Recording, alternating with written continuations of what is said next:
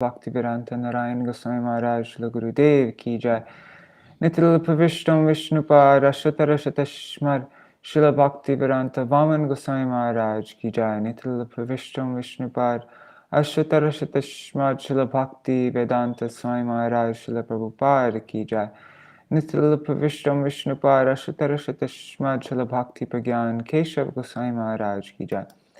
Nitil Pravishtam Vishnupad Ashatarashatashmad Srila Bhakti Siddhanta Saraswati Goswami Prabhupada ki jai. Nitil Pravishta Maha-Bhagavat Srila Gokshwaras Babaji Maharaj ki jai. Nitil Pravishta Srila Satchidananda Bhakti Vinod Thakur ki jai. Nitil Pravishta Vaishnav Sarvabhauma Srila Jagannath Das Babaji Maharaj ki jai. Shri Rupanu Gauriya Guru Varga ki jai. Shri Rupa Sanatan Bhatta Raghunath Shri Jeev Gopal Patadash Raghunath Shard Goswami Prabhu ki jai. Shri Sarup Damodar Rai Ramanandari Shri Gaur Parshad Vrinda ki jai. Namacharya Shri Haridas Thakur ki jai. Prem se kaho Shri Krishna Chaitanya Prabhu Nityananda Shri Advaita Gadadhar Shri Vasari Gaur Bhakta Vrinda ki jai. Shri Kshetra Mandal Gaura Mandal Vaja Mandal Mathura Vrindavan Dham ki jai. Sarva Abhishta Pradakta Giriraj Maharaj ki jai. Shri Radha Kund Shama Kund ki jai. Shri Muna Devi Ganga Devi ki jai. Shri Tulsi Maharani Vrinda Devi ki jai. Shri Bhakti Devi ki jai. Shri Purnamasi Yogamaya ki jai. Shri Gopeshwar Mahadev ki jai. Shri Harinam Sankirtan ki jai. Ananta Koti Vaishnava Vrinda ki jai. Shri Nishringa Bhagavan ki jai. Bhakta Pravar Shri Prahlāda Maharaj ki jai. Shri Grantaraj Śrīmad-Bhāgavatam ki jai. Shri Kartik Vrat ki jai. Vrat Palankari Bhakta Vrinda ki jai. Kartiki Shrimati Radhika ki jai. Shri Harinam Sankirtan ki jai. Anantapati Vaishnava Vrinda ki jai. Shri Nitai Gaur Premanande Hari Hari Bo.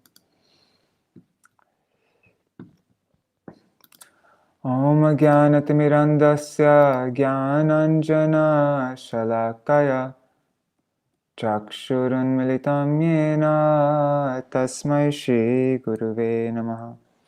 Namo Om Vishnu Padaya Radhikaya Priyatmane Shri Śrīmad Bhakti Vedanta Narayaniti Namine.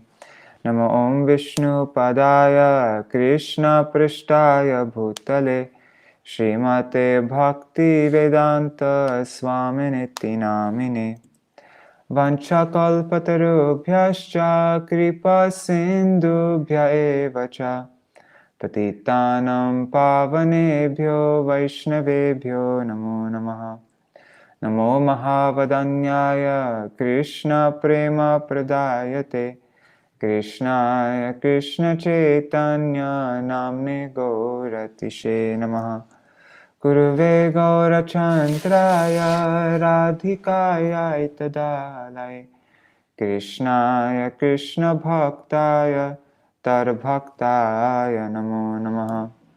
Yam Pravrajantam Anupetam Apeta Krityam Dvaipayano Viraha Katara Ajuhava Putreti Tanmayataya Taravo Binedu Stang Sarva Bhuta Hridayam Unimanatosmi Narayanam Namaskrityam Narang Chaiva Narottamam Devim Sarasatim Vyasam Tato Jayamudiraet Shrinvatang Svakatha Krishna Punya Shravana Kirtana Vridantasto Hyabhadrani Vidhunuti Suritsatam Nashta Prayeshvabhadreshu Nityam Bhagavata Sevaya Bhagavatuttama Shloke Bhaktir Bhavati Naishtaki Tavai Vasmi Na Jivami Tvaya Vina Iti Vigyaya Radhe Tvam Nayamam Charanantikam Bhaktya Vihina Aparada Lakshay Kshiptashtakamaddhitarangamadhe Kripa Maitam Sharanam Prapanna Vrinde Namaste Charana Ravindam. Bhaja Shri Krishna Chaitanya Prabhu Nityananda Shri Advaita Gadadhar Shivasari Gaur Bhakta Vrinda Hare Krishna, Krishna Krishna, Hare Hare, Hare Rama, Rama Rama, Hare Hare. Dandavat pranams, Gargaraji, Indira Mataji, Rupa Manjari Didi, Ganga Didi, Raseshwari Mataji. Dandavat pranams to all of you. Hari Bol. I'm very grateful to you all for being so patient with the very, seems like I'm reading every other day, or I skip a few days and then read one day, and you've just been sticking along with me. Yeah, I really appreciate it. Once I'm back in Navadip, actually once Kartik's over, then things will be a lot more regulated. Especially when I'm back in Navadip, then okay, so I'm going to do a bit more, I'm going to go through all of Prahlāda's teachings, fully in this. So,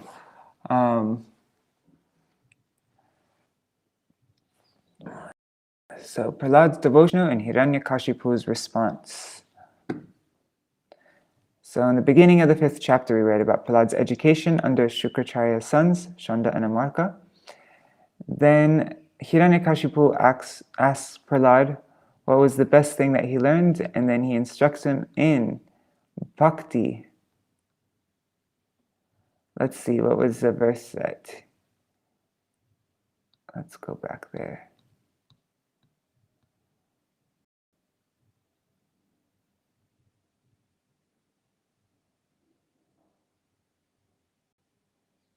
This here. So Prahlāda said, let me just go here.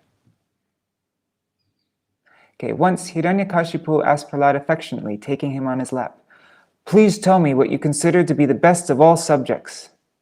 Then Prahlāda's reply was, "Oh, best of demons, I think the best thing for all the embodied beings who are always full of anxieties, with minds absorbed in I and mine, the conception of I and mine, is hitvapa patam grihamanda kutpam, to give up the soul-degrading, blind, well-like materialistic household life, and vanam goto yadharim ashrayeta, to go to the forest," and Srila Prabhupada put Vrindavan, the forest of Vrindavan, "and take shelter of the Supreme Lord Hari.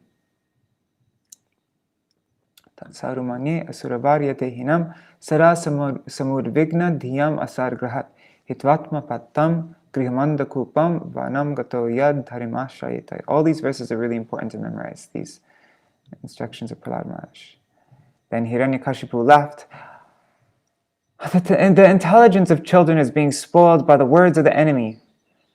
Protect this boy at the Gurukul from the Vaishnavas, who may go there in disguise as Brahmins. Then they ask, Shanda and Amarka ask Prahlāda Maharaj,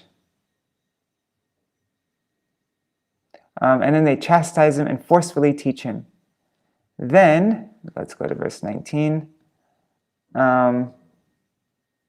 So then once Shanta and Amarka thought that Prahlāda was educated in the 4 diplomatic principles of public leaders, what are they? That's Sam, the process of pacifying; Dan, the process of giving money in charity; Bhed, the principle of dividing; and Danda, the principle of punishment.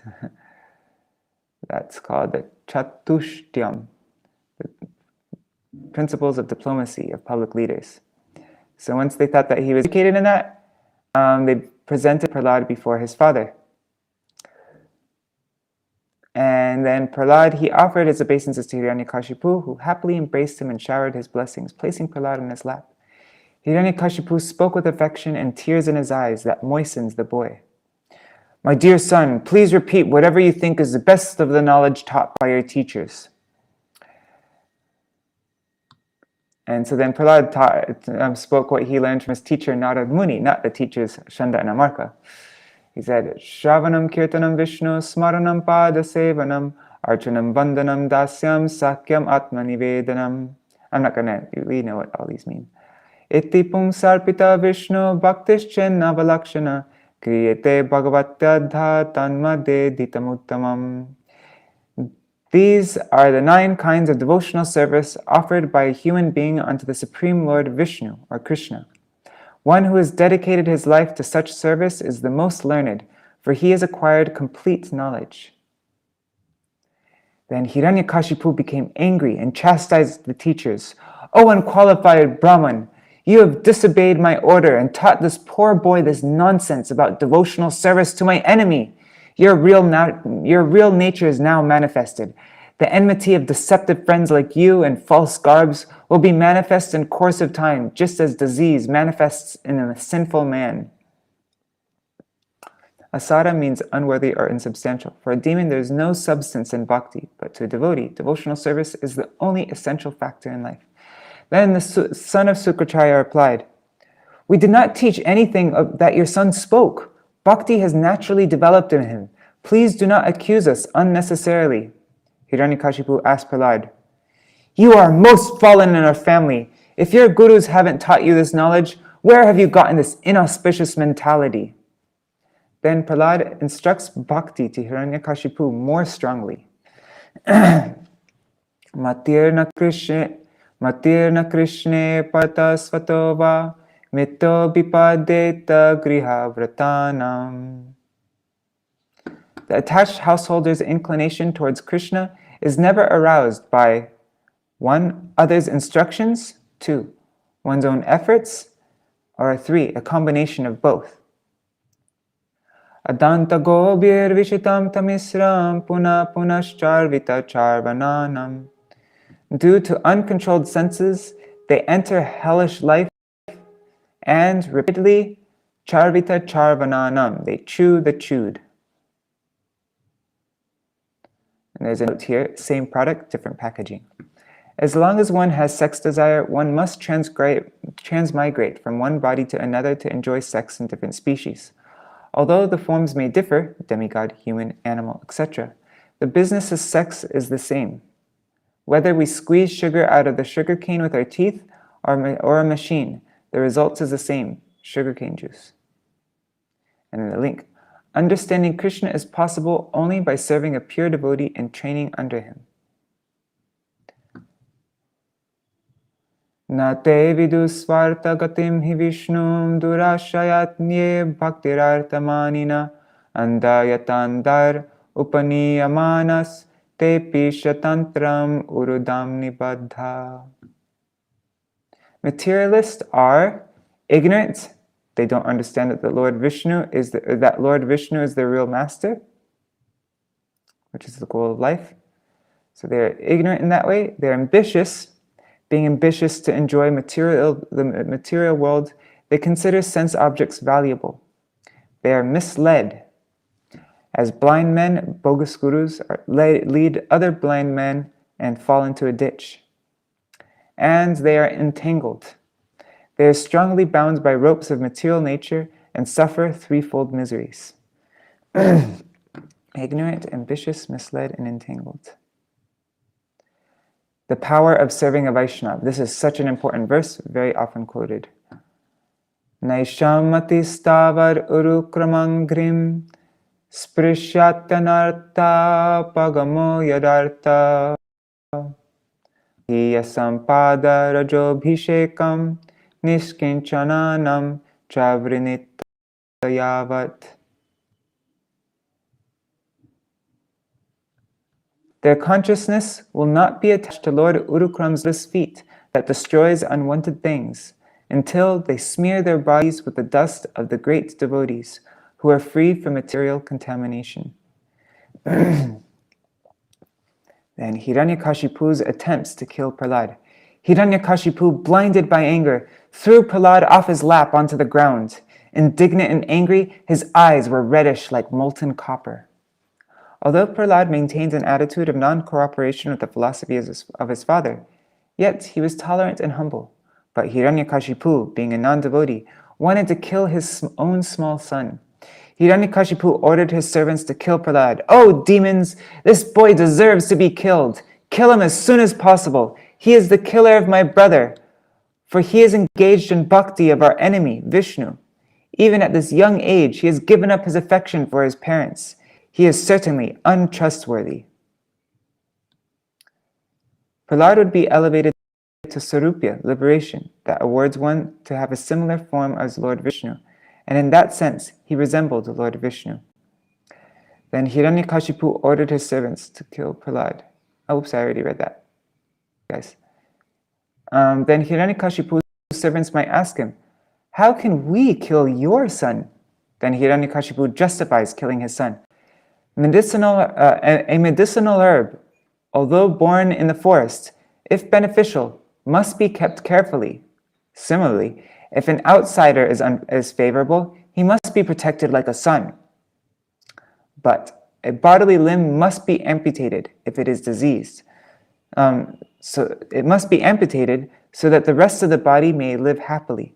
Similarly, even for one's own son, if unfavorable, must be rejected.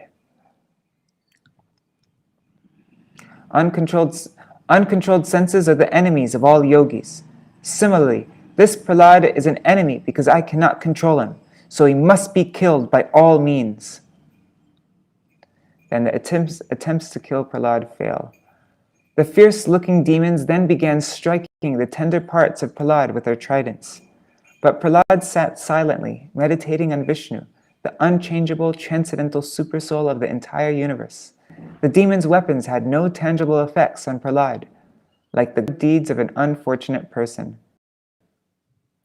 Hiranyakashipu became fearful and began contriving other means to kill Prahlāda. So Hiranyakashipu, he couldn't kill Prahlāda by throwing him beneath the feet of big elephants. Oh, and Dira Mataji sent pictures yesterday of that, all these that were in the book. Okay, so here's the demons trying to pierce Prahlāda. Let's open this in it.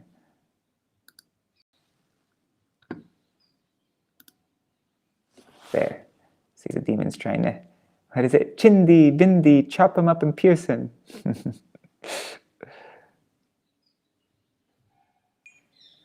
Then where's the next picture? And then throwing Prahlāda off. Let's download that. There. Now the demons, they threw him off a mountain, and then look, there's Vishnu to pick him, to catch him.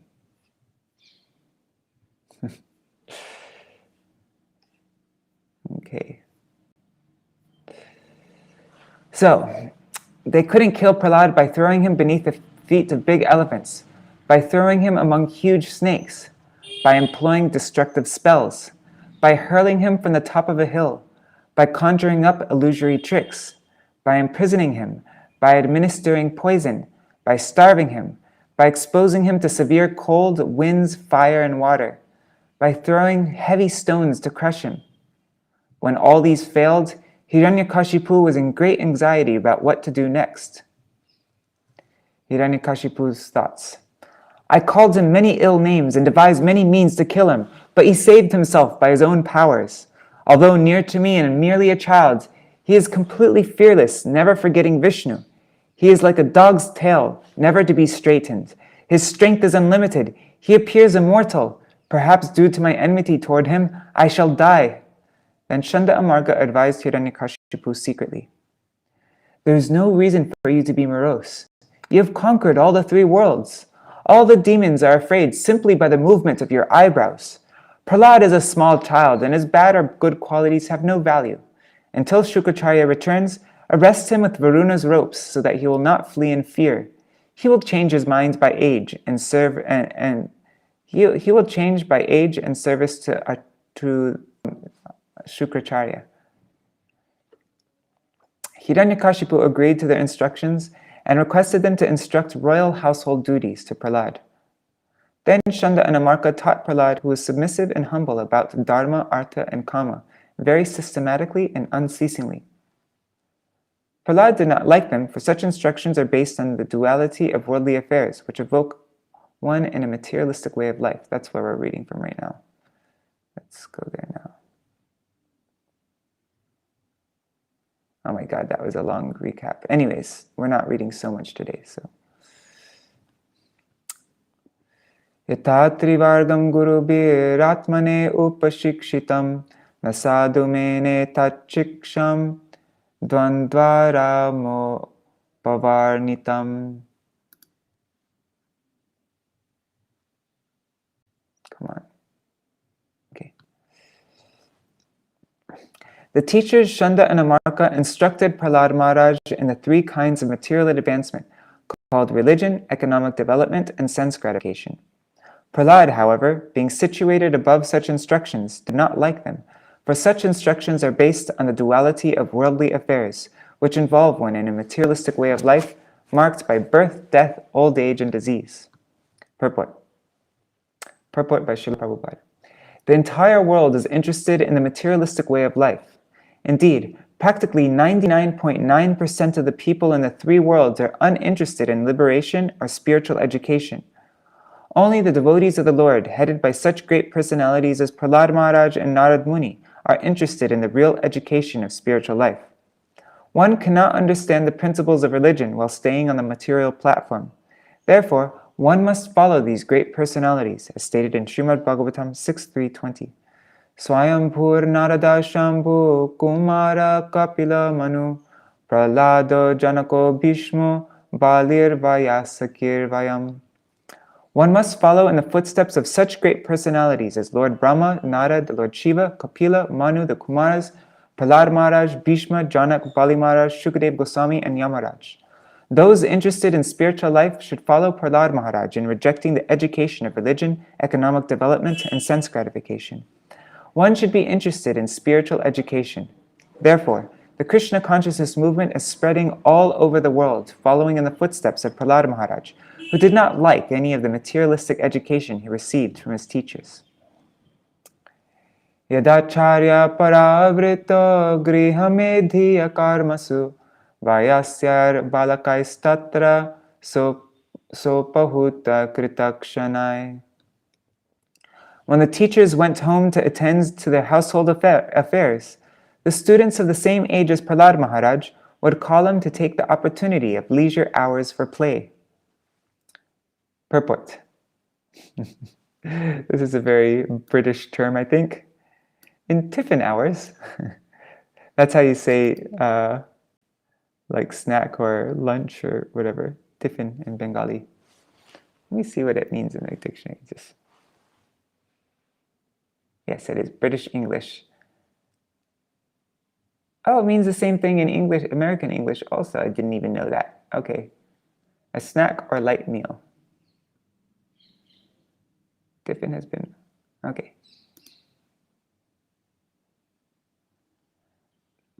Also, tiffin means in British English, a cake or dessert made with crushed biscuits, golden syrup, and chocolate, and chilled in the fridge.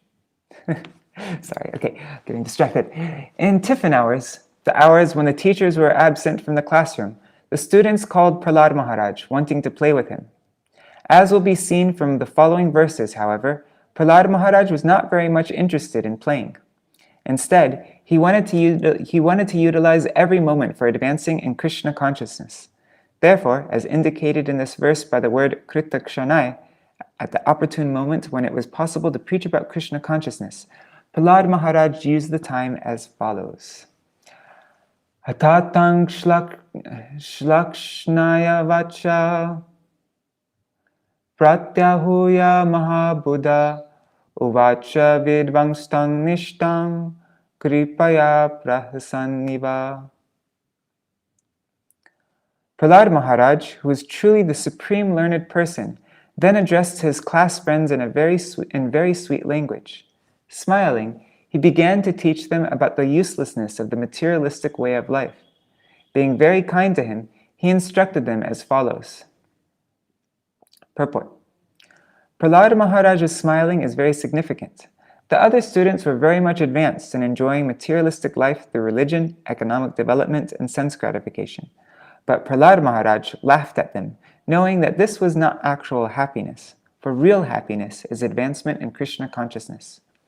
The duty of those who follow in the footsteps of Prahlāda Maharaj is to teach the entire world how to be Krishna conscious and thus be really happy. Materialistic persons take to so-called religion to get some blessings so that they can improve their economic position and enjoy the material world through sense gratification. But devotees like Prahlāda Maharaj laugh at how foolish they are to be busy in a temporary life without knowledge of the soul's transmigration from one body to another. Materialistic persons are engaged in striving for temporary benefits, whereas persons advanced in spiritual knowledge, such as Prahlāda Maharaj, are not interested in the materialistic way of life. Instead, they want to be elevated to an eternal life of knowledge and bliss. Therefore, as Krishna is always compassionate to the fallen souls, his servants, the devotees of Lord Krishna, are also interested in educating the entire populace in Krishna consciousness. The mistake of materialistic life is understood by devotees, and therefore, they smile upon it, considering it insignificant. Out of compassion, however, such devotees preach the gospel of Bhagavad Gita all over the world. There's a line missing. Te tu tar goravat sarve tyakta krida parichada bala adushita diyo dvandvara merite hitai paryupasata rajendra tanyasta hridayekshana tan aha karuno maitro mahabhagavato sura.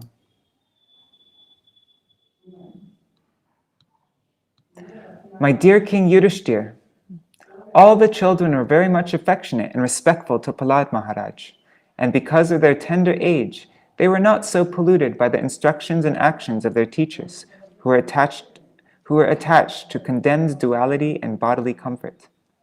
Thus the boys surrounded Prahlāda Maharaj, giving up their playthings, and sat down to hear him. Their hearts and eyes being fixed upon him, they looked at him with great earnestness. Prahlāda Maharaj, although born in a demon family, was an exalted devotee, and he desired their welfare. Thus he began instructing them about the futility of materialistic life. Purport. The words Bala Adushita Dhiya indicate that the children, being of a tender age, were not as polluted by materialistic life as their fathers. Prahlāda Maharaj, therefore, taking advantage of the innocence of his class friends, began teaching them about the importance of spiritual life and the insignificance of materialistic life.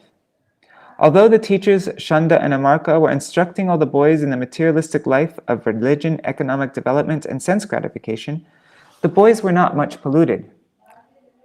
Therefore, with great attention, they wanted to hear from Prahlāda Maharaj about Krishna consciousness. In our Krishna consciousness movement, the Gurukul plays an extremely important part in our activities, because right from childhood, the boys at the Gurukul are instructed about Krishna consciousness.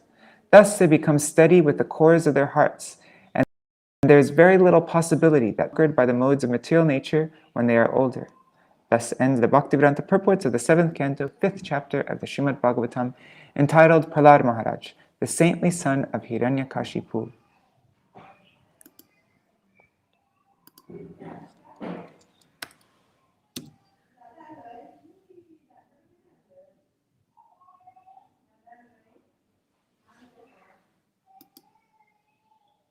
Chapter 6. Prahlāda instructs his demoniac schoolmates. This chapter describes Prahlāda Maharaj's instructions to his class friends. In speaking to his friends, who were all sons of demons, Prahlāda Maharaj stressed that every living entity, especially in human society, must be interested in spiritual realization from the very beginning of life. When human beings are children, they should be taught that the Supreme Personality of Godhead is the worshipable deity for everyone. One should not be very much interested in material enjoyment. Instead, one should be satisfied with whatever material profits are easily obtainable, and because the duration of one's life is very short, one should utilize every moment for spiritual advancement. One may wrongly think, in the beginning of our lives, let us enjoy material facilities, and in old age we may become Krishna conscious. Such materialistic thoughts are always useless because in old age, one cannot be trained in the spiritual way of life. Therefore, from the very beginning of life, one should engage in devotional service, Shravanam, Kirtanam, Vishnu. This is the duty of all living entities. Material education is infected by the three modes of material nature. But spiritual education, for which there is a great need in human society, is transcendental. Prahlāda Maharaj disclosed the secret of how he had received the instructions from Narad Muni. By accepting the lotus feet of Prahlāda Maharaj, who is in the Parampara succession, one will be able to understand the mode of spiritual life. In accepting this mode of activity, there is no need for material qualifications. After Prahlāda Maharaj's class friends had listened to Prahlāda Maharaj, they inquired how he had become so learned and advanced. In this way, the chapter ends. Shri Prahlāda Uvacha. This is an important verse. I memorized most of the verses in this chapter and the next chapter when I was in Gurukul. Because my Gurudev told Prem Pradeep to memorize all the verses of Prahlāda Charitra, and so then we memorized this whole section. Kaumara acharit pragya dharman bhagavatan iha durlabam manusham janma tarapya dhruvamartadam. Prahlāda Maharaj said, one who is sufficiently intelligent should use the human form of body from the very beginning of life, in other words, from the tender age of childhood, to practice the activities of devotional service, giving up all other engagements.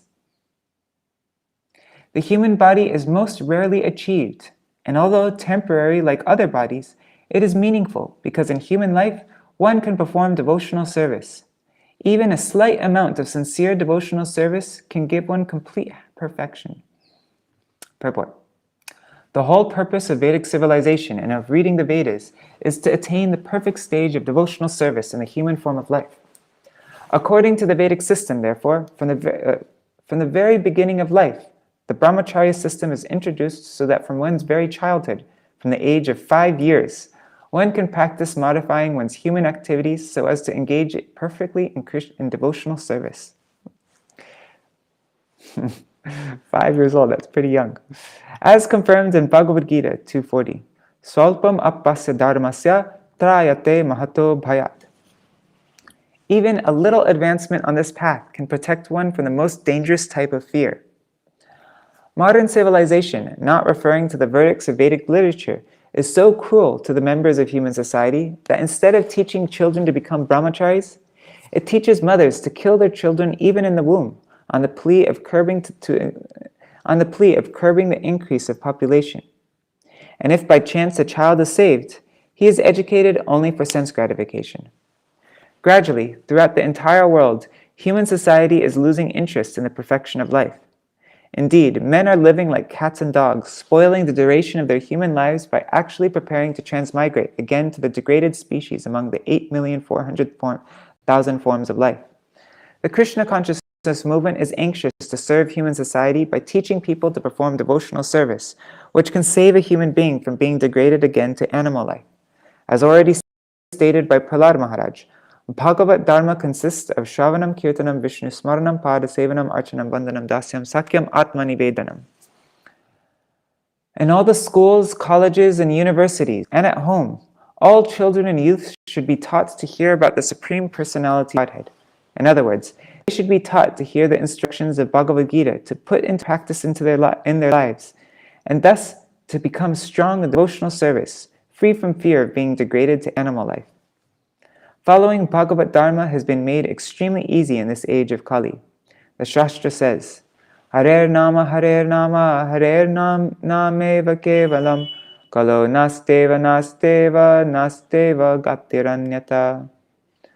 One need only chant the Hare Krishna Mahamantra. Everyone engaged in the practice of chanting the Hare Krishna Mahamantra will be completely cleansed from the core of his heart and be saved from the cycle of birth and death. Yatahi purushasyeha vishnur padopasarpanam yadesha sarvabhutanam priya atmeshvara suhrit.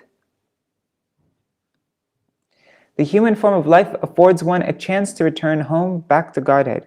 Therefore, every living entity, especially in the human form of life, must engage in devotional service to the lotus feet of Lord Vishnu. This devotional service is natural because Lord Vishnu, the Supreme Personality of Godhead, is the most beloved, the master of the soul, and the well-wisher of all other living beings. Purport.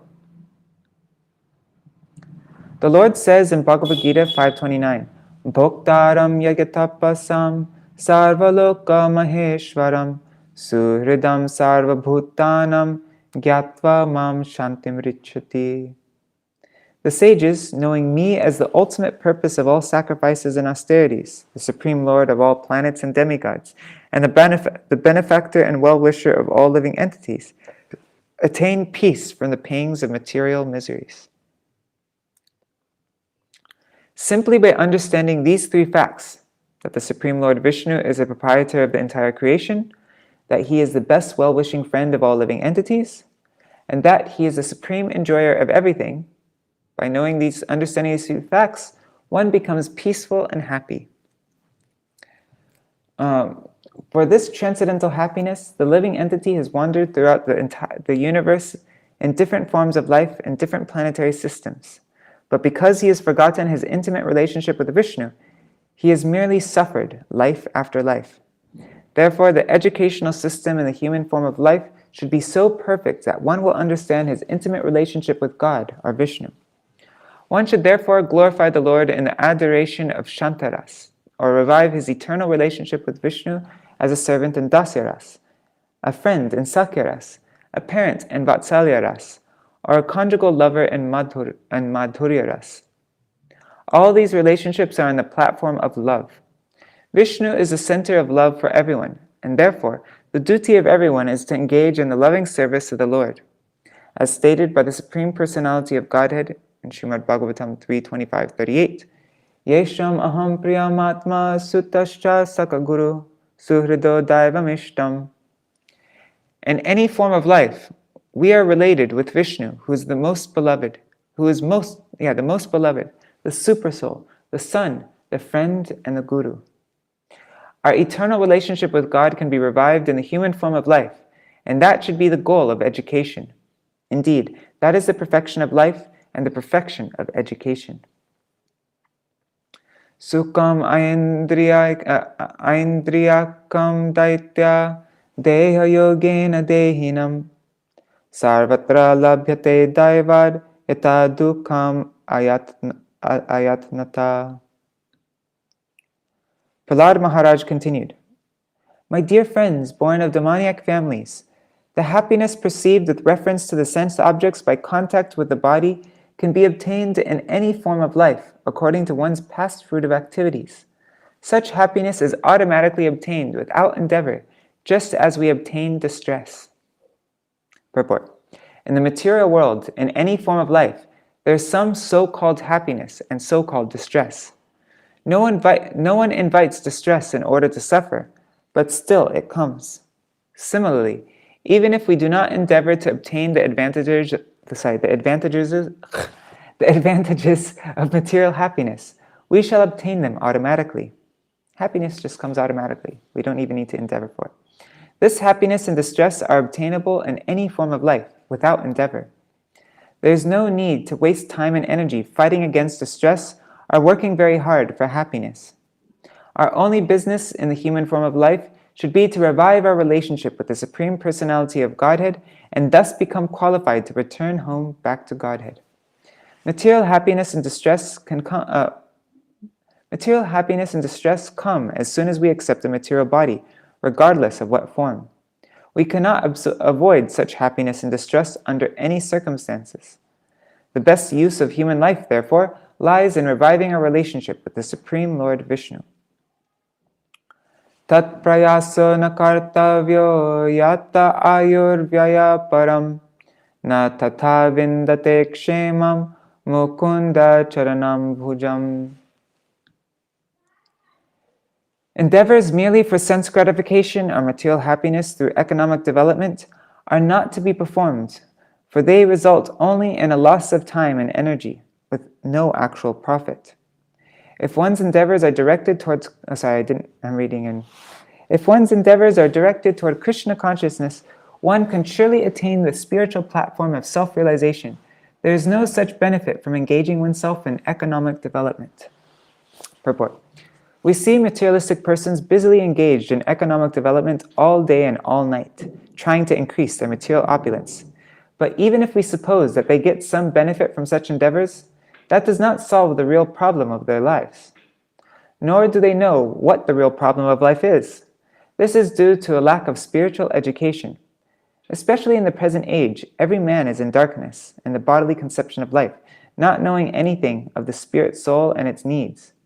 Misguided by the blind leaders of society, people consider the body to be everything, and they are engaged in trying to keep the body materially comfortable. Such a civilization is condemned because it does not lead humanity toward knowing the real goal of life. People are simply wasting time and the valuable gift of the human form, because a human being who does not cultivate spiritual life, but dies like cats and dogs, is degraded in his next life. From human life, such a person is put into the cycle of continuous birth and death. Thus, one loses the true benefit of human life, which is to become Krishna conscious and solve life's problems. Tato yateta kushala kshemaya bhavamashrita shariram paurusham yavan na vipadeta pushkalam. Therefore, while in material existence, bhavamashrita, a person fully competent to distinguish wrong from right, must endeavor to achieve the highest goal of life as long as the body is stout and strong and not embarrassed by dwindling. Not embarrassed by dwindling. That's funny. Okay. I mean, that's not funny, that's sad. Purport. As stated by Prahlāda Maharaj at the beginning of this chapter,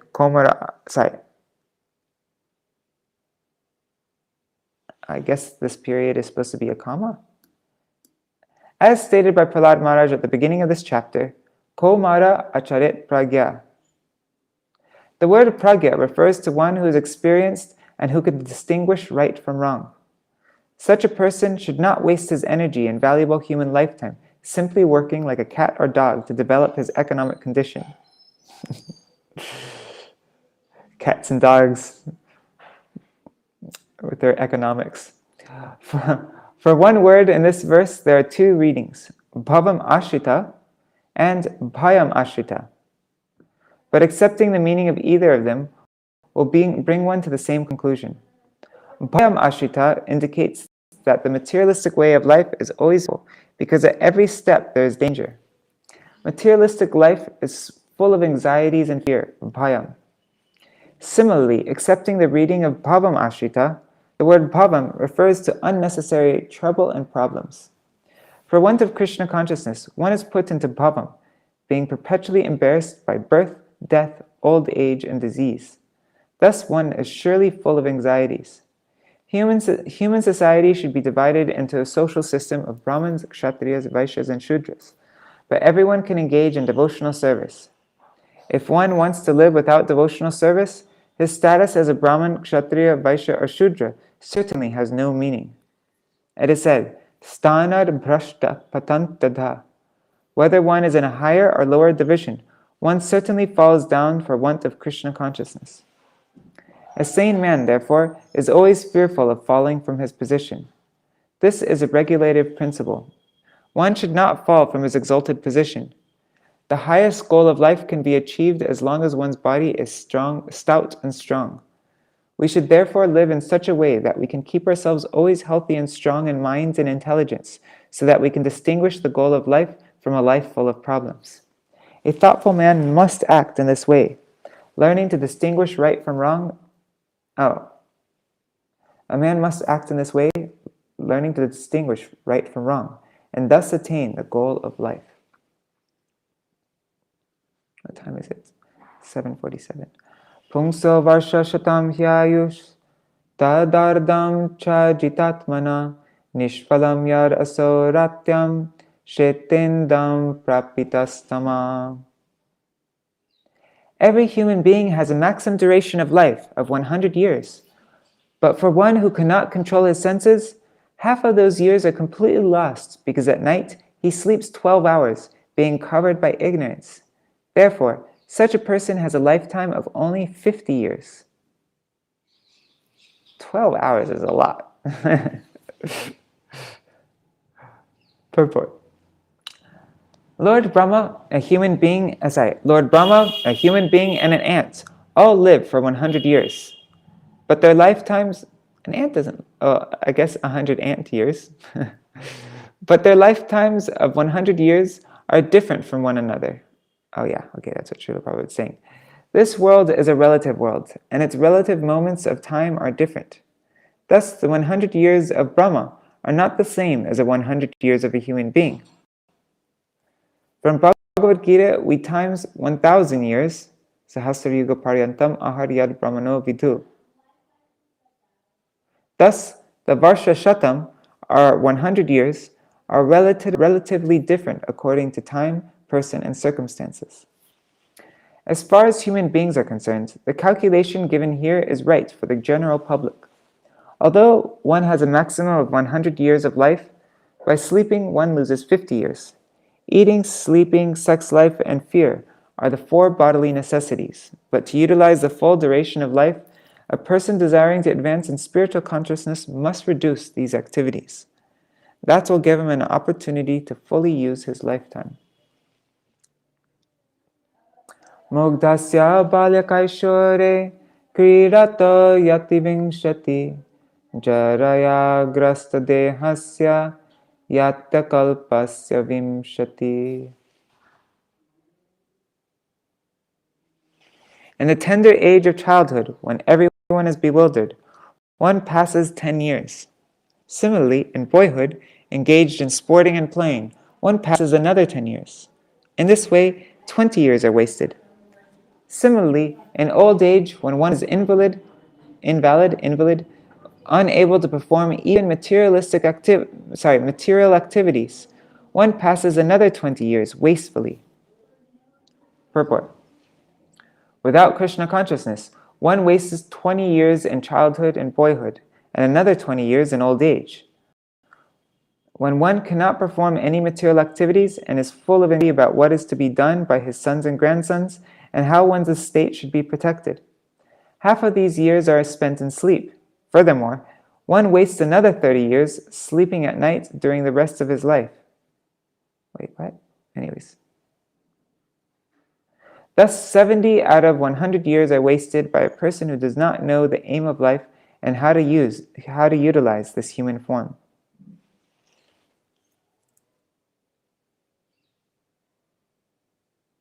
Anyways, I didn't understand this sentence here. It says, half of these years are spent in sleep. Furthermore, one wastes another 30 years sleeping at night during the rest of his life. But those half of the years he is sleeping at night. Anyways. Durapurena kamena mohena cha baliyasa shesham griheshu shaktasya pramattasya payatihi. One whose mind and senses are uncontrolled becomes increasingly attached to family life because of insatiable lusty desires and very strong illusion. In such a madman's life, the remaining years are also wasted because even during those years, he cannot engage himself in devotional service. Purport. This is the account of 100 years of life. Although in this age, a lifetime of 100 years is generally not possible, even if one has 100 years, the calculation is that 50 years are wasted in sleeping, 25 years in childhood and boyhood, and 20 years in invalidity, jara vyadi. This leaves only a few more years, but because of too much attachment to household life, those years are also spent with no purpose, without God consciousness. Therefore, one should be trained to be a perfect brahmachari in the beginning of life, and then to be perfect in sense control, following the regulative principles if one becomes a householder. From household life, one is ordered to accept vanaprastha life and go to the forest and then accept sannyas. That is the perfection of life. From the very beginning of life, those who are ajitendriya, who cannot control their senses, are educated only for sense gratification, as we have seen in the Western countries. Thus, the entire duration of a life of even 100 years is wasted and misused, and at the time of death, one transmigrates to another body, which may not be human. At the end of 100 years, one who has not acted as a human being in the life of tapasya, austerity and penance, must certainly be embodied again in a body like those of cats and dogs and hogs. Therefore, this life of lusty desires and sense gratification is extremely risky. Ko griheshu puman saktam atmanam ajitendriya sneha pasha dridarbadam utsaheta vimochitum.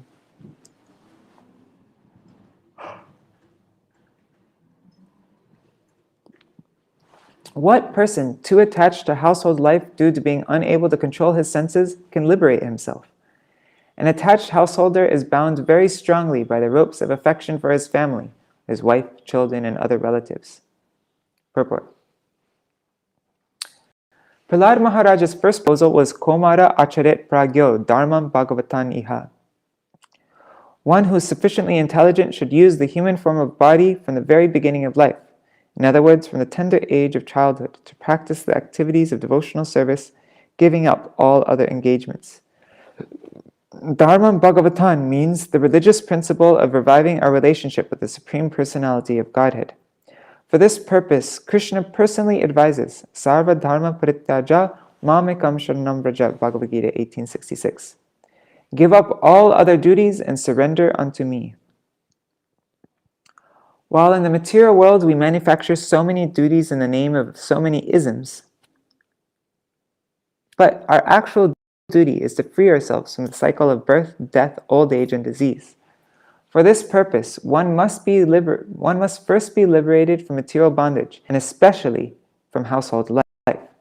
Household life is actually a kind of license for a materially attached person by which to enjoy sense gratification under regulative principles.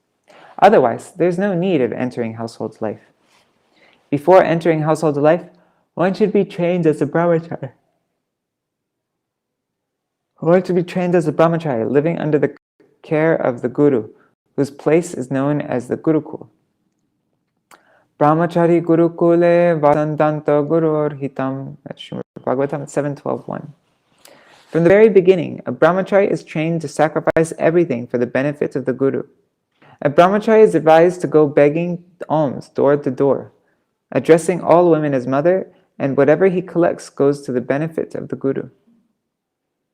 In this way, he learns how to control his senses and sacrifice everything for the guru. When he is fully trained, if he likes, he is allowed to marry. Thus, he is not an ordinary grihastha who has actually learned only how to satisfy his senses. A trained grihastha can gradually give up household life and go to the forest to become increasingly enlightened in spiritual life, and at last take sannyas. Prahlāda Maharaj explained to his father that to be freed from all material anxieties, one should go to the forest. Hitvatma patam grihamanda kupam. One should give up his household, which is a place for going further and further down into the darkest regions of material existence. The first advice, therefore, is that one must give up household life, griham anda kupam. However, if one prefers to remain in the dark well of household life because of uncontrolled senses, he becomes increasingly entangled by the ropes of affection for his wife, children, servants, house, money, and so on. Such a person cannot attain liberation from material bondage. Therefore, children should be taught from the very beginning of life to be first-class brahmacharis. Then it will be possible for them to give up household life in the future. To return home back to Godhead, one must be completely free from material attachment. Therefore, bhakti yoga means vairagya vidya, the art that can help one develop a distaste for material enjoyment. Vasudeve Bhagavati Bhakti Yoga Prayojita Janayatta Shrivairagyam Jnanam Cha Madhusudana. Jnanam cha yad ahaitukam. By rendering devotional service unto the personality of Godhead, Sri Krishna, one immediately acquires causeless knowledge and detachment from the world. That's from Śrīmad-Bhāgavatam 127. Two things happen simultaneously. One acquires causeless knowledge, and one develops detachment from the material world. Sorry, I'm starting to get tired. If one engages in devotional service in the very beginning of life, he easily attains vairagya vidya, or asakti, detachment, and becomes jitendriya, the controller of his senses. One who perfectly engages in devotional service is therefore called Goswami, or Swami, master of the senses. Unless one is master of the senses, he should not accept the renounced order of life, sannyas. A strong inclination for sense enjoyment is the cause of the material body. Without full knowledge, one cannot be unattached to material enjoyment. But as long as one is not in that disposition, one is not fit to return home back to Godhead. Okay, we're going to be ending with this verse and purports. Kon varta trishnam visrijet pranebhya piya ipsita yam krinatya subhi preshtais taskara sevako vanik. Money is sweeter than honey. What is it? Na na na na na na na na. I have to find it. We would do a play in Badger for my Gurudev, and Prahlāda Maharaj sings this song. Money is so dear that one conceives of the money as being sweeter than honey. Therefore, who can give up the desire to accumulate money, especially in household life? Thieves, professional servants, soldiers, and merchants try to acquire money even by risking their very dear lives. Purport.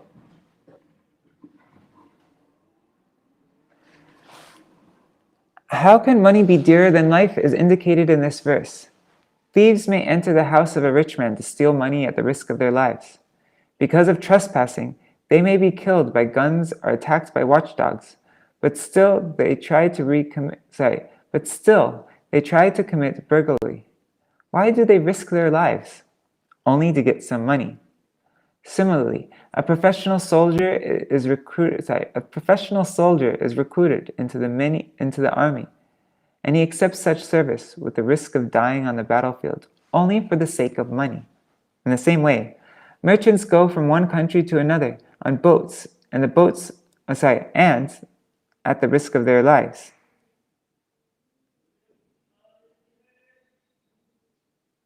Or they dive into the water of the sea to collect pearls and valuable gems. Thus, it is practically proved, and everyone will admit, that money is sweeter than honey.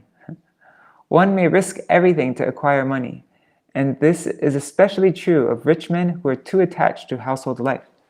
Formerly, of course, the members of the higher castes, the Brahmins, Kshatriyas, and Vaishyas, everyone but the Shudras, were trained in the Gurukul to adhere to a life of renunciation and sense control by practicing brahmacharya and mystic yoga. Then they were allowed to enter household life. There have consequently been many instances in which great kings and emperors have given up household life. Although they were extremely opulent and were the masters of kingdoms, they could give up all their possessions because they were trained as early as brahmacharis. Prahlāda Maharaja's advice, therefore, is very appropriate. Kaumara acharit pragya dharmam bhagavataniha durlabam manusham janma tarapya dhruvamartadam. That's the first verse of this chapter. One who is sufficiently intelligent should use the human form of life of body from the very beginning of life, in other words, from the tender age of childhood, to practice the activities of devotional service, giving up all other engagements. The human body is most rarely achieved, and although temporary like other bodies, it is meaningful because in human life, one can perform devotional service. Even a slight amount of sincere devotional service can give one complete perfection. Human society should take advantage of this instruction. All right, what time is it? It's 8:02, 2 minutes overtime. Anyways, we will continue from tomorrow. Prahlāda's instructions to his students, to his friend. Yeah. All right. Oh, God.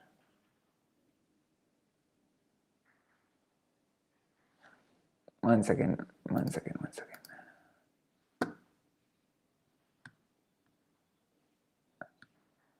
So tomorrow, we will read about insatiable family attachments and absorption in family maintenance, and even the wise are entangled. Liberation is rare. The solution is to take shelter of Lord Narayan. Then instructions on worshipping the Supreme Lord. Anyways, we're going to finish the second half of this chapter. All right. Hare Krishna, Krishna Krishna, Hare Hare, Hare Rama, Rama Rama, Hare Hare, Hare Krishna, Krishna Krishna, Hare Hare, Hare Rama, Rama Rama, Hare Hare, Nitai Gaur, Hari Bol, Hari Bol, Hari Bol, Nitai Gaur, Hari Bol, Nitai Gaur, Hari Bol, Hari Bol, Hari Bol, Hari Bol. Jai Shri Guru Gauranga Gandharvika Giridhari Shri Radha Vinod Bihari Ju ki jai, Shri Govinda Gopinath Maran Mohan Ju ki jai, Nitila Pravishtam Vishnupa Rashata Rashata Shmar, Srila Bhakti Vedanta Narayan Goswami Maharaj Srila Gurudev ki jai, Nitila Pravishtam Vishnupa Rashata Rashata Shmar, Srila Bhakti Vedanta Vaman Goswami Maharaj ki jai, Nitila Pravishtam Vishnupa Rashata Rashata Shmar, Srila Bhakti Vedanta Swami Maharaj Srila Prabhupada ki jai, Nitila Pravishta Maha-Bhagavat Srila Gokshara Babaji Maharaj ki jai, Nitila Pravishta Srila Satchidananda Bhakti Vinod Thakur ki jai, Nitila Pravishta Vaishnav Sarvabhauma Srila Jagannath Das Babaji Maharaj ki jai, Shri Rupanu Gauriya Guru Varga ki jai, Shri Rupa Sanatan Bhatta Raghunath Shri Jeev Gopal Bhatta Tashagnath Shar Goswami Prabhu ki jai, Shri Sarup Damodar Rai Ramanandari Shri Gaur Parshad Vrinda ki jai, Nama Acharya Srila Haridas Thakur ki jai, Prem se kaho Shri Krishna Chaitanya Prabhu Nityananda, Shri Advaita Gadadhar Shri Vasari Gaur Bhakta Vrinda ki jai, Shri Kshetra Mandala Gaura Mandala Vraja Mandala Mathura Vrindavan Dham ki jai, Sarva Abhishta Pradata Giriraj Maharaj ki jai, Shri Radha Kunda Shama Kund ki jai, Shri Muna Devi Ganga Devi ki jai, Shri Tulsi Maharani Vrinda Devi ki jai, Shri Bhakti Devi ki jai, Shri Purnamasi Yogamaya ki jai, Shri Gopeshwar Mahadev ki jai, Shri Harinam Sankirtan ki jai, Ananta Koti Vaishnav Vrinda ki jai, Shri Nishinga Bhagavan ki jai, Bhakta Prabha Shri Prahlāda Maharaj ki jai, Grantaraj Śrīmad-Bhāgavatam ki jai, Shri Kartik Vrat ki jai, Vrat Palankari Bhakta Vrinda ki jai, Shri Vishwavananandini Shrimati Radha Thakurani ki jai, Shri Harinam Sankirtan ki jai. Shinitai Gaur Premanande Hari Hari Bo Vrindai Tulsi Devai Priyai Keshavascha Krishna Bhakti Padadevi Sattvatai Namo Namaha Vancha Kalpatarubhyascha Kripa Sindhu Bhyayevacha Patitanam Pavanebhyo Vaishnavebhyo Namo Namaha Dandavat Pranams. Rup Manjari, she sent in our group a children's book that Govinda Dasi made. Also, Shamarani Mataji made a children's book about Prahlāda Maharaj. But here's Govinda Dasi's one. It has, you know, Govinda Dasi, she's also one of Srila Prabhupada's disciples, Govinda Dasi and Shamarani Mataji. They have the same generation. These are all the pictures. There's the four Kumaras. Yes.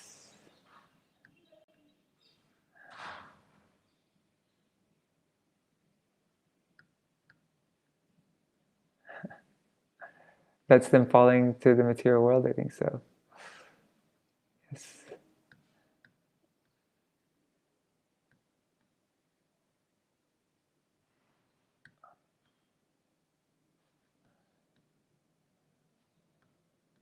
Anyways, I put the link in the description. There's Chanda and Amarka, and there's little Prahlāda. And there's Hiranyakashipu.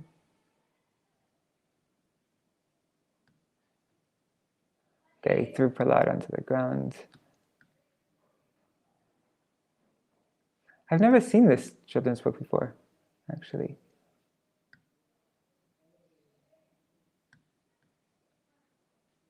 Snakes. Actually, I do remember this picture, that one.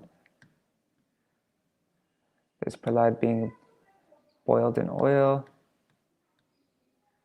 There's Prahlāda in the winter.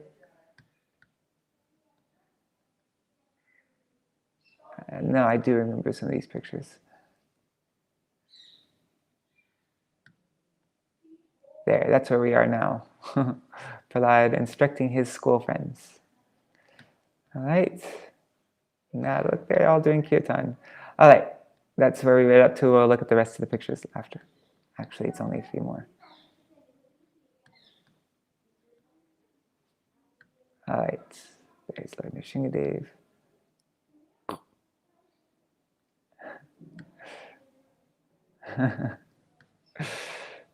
All right, the end. Haribol. All right, see you all tomorrow. Jai Shri Radhe. That was one of your favorite books. Cool. All right, I'm getting off now. Jai Shri Radhe. Haribol.